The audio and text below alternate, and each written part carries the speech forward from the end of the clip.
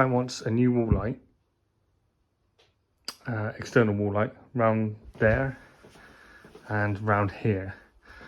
I picked up my feed from the kitchen centre light, fished across, done a little channel, drilled through the joist, come down. I've got feed in, I've got a switch wire, which the client has already done in H07 for the fence lights.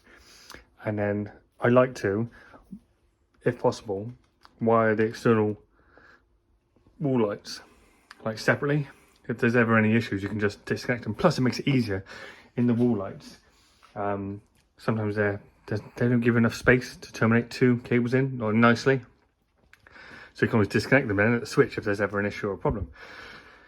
Anyway, so I've got to do this one here.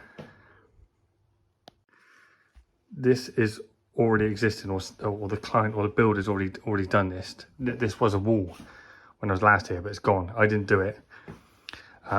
So I need to stay in the zones. So I've leveled up to make sure I stay in the zones for this external cable. Took my time, measured it, and bang on. I cut this out first. I cut this channel out first and then measured, took my time, nice and steady, slight angle, and boom, landed right where I chased. Because I had to come out here due to the zones. I had to come out in this light switch channel, but I wanted to be careful not to hit the light switch cables, which I did notice are just in there, a bit of capping the builder's done. So yeah. So I chased that out first in the zone, this first section,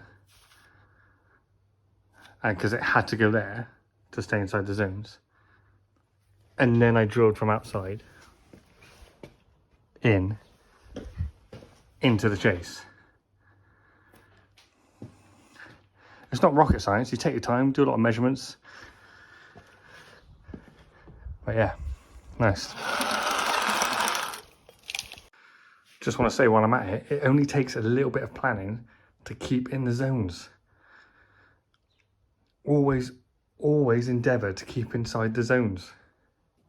It's better, it's safer. And I see so many people installing outside lights, but on the inside, they're not inside the zones. And they just say, oh, I put a bit of metal capping in, that'll be all right. But they don't like then bond the metal capping, because what fucking nutcase would? But do you know what I mean? They don't care about the zones on the inside. Just try and find a local switch or a socket and try and advise the customer or the client to tell them why you have to do it. Don't just horse them in because the customer said that's where you want them. Use the zones. That's what I've had to do here. They've got to go here or there-ish is what I told the client, and the same over there above the switch to stay inside the zones on the inside. Otherwise you wouldn't know that there was a cable there if I just did it. So I did the chase first. I've just pushed that drill bit in just so I can just clear the hole, because a load of shite went in when I finished off the chase. But I did a little chase here first because I had to stay in the zone, and then drilled from outside in, from the outside into that 25mm wide chase. Just explain to the client why you've got to keep inside the zones and the reasons for it. Yeah, the safety side of it. Yeah, right, they'll know that the cable's there, but if they sell the house or whatever, the next owners aren't going to know. So keep inside the zones. There's so many dog rough cunts I've seen on here who don't keep their outside lights in the zone.